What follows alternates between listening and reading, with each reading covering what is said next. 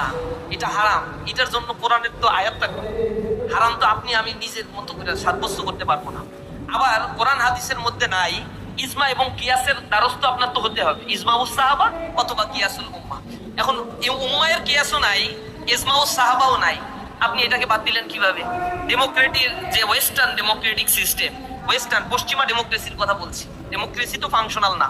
পশ্চিমা ডেমোক্রেসি নিজেদের মতো করে করে, গাজায় তাদের ডেমোক্রেসি এক ধরনের, পাকিস্তানের জন্য এক ধরনের, বসনিয়া চেসনিয়ার জন্য এক ধরনের ডেমোক্রেসি তারা মানে, নিজের দেশের জন্য এক ধরনের ডেমোক্রেসি, বাংলাদেশের জন্য এক ধরনের democracy. Democracy is not ideology, it's not ideology, it's a process. আমরা শুধুমাত্র এটাকে প্রসেস মনে করি।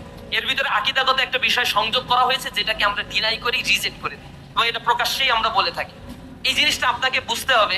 ওয়েস্টার্ন ডেমোক্রেটিক ফিলসফি, এটা যেটা বলা হয়েছিল of the people, by the people, for the people, it's absolutely right. জনগণের দ্বারা জনগণের শাসিত, জনগণের সরকার হবে। ইসলামও তাই বলে, কল্যাণ রাষ্ট্রের কনসেপ্টটাও হচ্ছে একই রকম। তাদের চরিত্র হচ্ছে ডেমোক্রেসি, সেইখানেই তারা দিবে যেই ডেমোক্রেসিটা তাদের জন্য ফলপ্রসূ হয়। তারা পাকিস্তানের জন্য ডেমোক্রেসি ফাংশন করতে দিবে না, কারণ পাকিস্তানের ডেমোক্রেসি হলে নিউক্লিয়ার ওয়েপন্স রয়েছে, পৃথিবীর মধ্যে সে অনেক পাওয়ারফুল হয়ে যাবে। এ কারণে ডেমোক্রেসি তাদের কাছে হচ্ছে সিলেক্টেড। এই জন্য আমরা ডেমোক্রেসিকে ওয়েস্টার্ন ডেমোক্রেসি বলছি। ওয়েস্টার্ন ডেমোক্রেসি লুফলস আছে। তারা সেকেন্ড ওয়ার্ল্ড পরে একটা ফিলোসফিক্যাল স্ট্যান্ড নিয়ে আসছে যে ডেমোক্রেসি যে মানবে না, ওয়ার এগেইনস্ট টেরর, তারা হচ্ছে টেরর, তাদের বিরুদ্ধে যুদ্ধ ঘোষণা করতে হবে। তাহলে পৃথিবীতে ডেমোক্রেসি না, এবার মারো। আর একটা বিষয়, ইন্টেনশনালি তাদের মিডিয়া কুয়ের মাধ্যমে, মিডিয়া ট্রায়ালের মাধ্যমে বলা হয়েছে যে ডেমোক্রেসি আলেমদের মধ্যে ডিভাইড এন্ড রুলস এর পলিসি না, আলেমদের মধ্যে বিবাদ তৈরি করে দিতে হবে মুসলিম দেশগুলোতে, তাহলেই কেবল নেতৃত্ব পাওয়া যাবে। তাহলে বিবাদ কিভাবে? আমরা একদিকে বলছি ডেমোক্রেসি মানতেই হবে, না মানলে তুমি সন্ত্রাসী, তোমাকে বোমা মারবো। আর একদিকে বলছি ডেমোক্রেসিতে বলা হয় জনগণ সকল ক্ষমতার উৎস বা মালিক।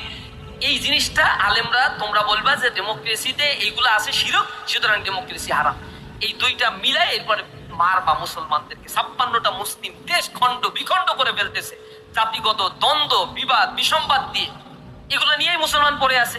কবি নজরুল খুব আক্ষেপ করে বলেছিল যে বিশ্ব যখন এগিয়ে চলছে আমরা তখন পিছে, নারী তালাকের ফতোয়া খুঁজছি, কোরআন হাদিস তো সে। নারী তালাক কোথায় হয়, কয় তালাকে এবার ঘর সংসার ভাঙবে, কোনটা আবার চোরা দেয়া যায়, এইগুলোর ফতোয়া খুঁজতে খুঁজতে আলেম ওলামাদের জীবন শেষ। অথচ আব্বাসীয় খেলাফতের সময়, খলিফা মামুনের সময়, খলিফা মুনতাসিরের সময়, খলিফা মনসুরের সময় পৃথিবীর জ্ঞান, বিজ্ঞান, দর্শন, কলা, ইতিহাস, সাহিত্য, চিকিৎসা বিজ্ঞান থেকে শুরু করে সর্বক্ষেত্রে মুসলিমরা লিড দিয়েছে। 8ম শতকের ইতিহাস আপনারা পড়ে দেখেন, সেখানে দারুল হিকমা মুসলমানরা তৈরি করেছিল। দারুল হিকমা কি বর্তমানের অক্সফোর্ড বিশ্ববিদ্যালয়ের কনসেপ্টের চাইতো ফ্লারিশ একটা কনসেপ্ট ছিল, এবং এই কনসেপ্টটাকে ধ্বংস করে দেওয়া হয়েছিল হালাকু খান, চেঙ্গিস খান যখন বাগদাদ দখল করেছিল। তারা এই দারুল হিকমাকে জ্বালিয়ে পুড়িয়ে ধ্বংস করে দেওয়া হয়েছিল। কর্ডোবা নগরী ক্রুসেডাররা ধ্বংস করে দিয়েছিল, মুসলমানদের অস্তিত্ব ধ্বংস করতে চেয়েছিল। অথচ দারুল হিকমায় যদি কেউ জ্ঞান বিজ্ঞানের চর্চা করতে যেত তাহলে তাকে এত বেশি সম্মানিত করা হতো, বর্তমান সময়ে পৃথিবীর কোথাও এত স্কলারশিপ দেওয়া হয় না।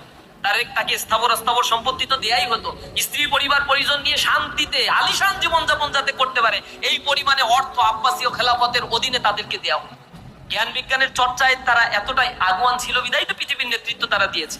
কিন্তু মুসলমান যাতে এইদিকে না যেতে পারে, এখন মুসলমানদের মধ্যে সেগ্রিগেট করো, ইসলামের মধ্যে এডুকেশন সিস্টেমটাকে আলাদা করে ফেলো, ইসলামকে